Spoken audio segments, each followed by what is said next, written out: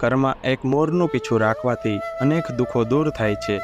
Number 1, જે ઘરોમાં મોર પીછા હોય છે ત્યાં હંમેશા શાંતિ રહે છે અને પરિવારના સભ્યોનું જીવન ખુશીઓથી ભરેલું રહે છે। નંબર 2, ઘરમાં મોર પીછા રાખવાથી દુર્ભાગ્ય ટળી જાય છે।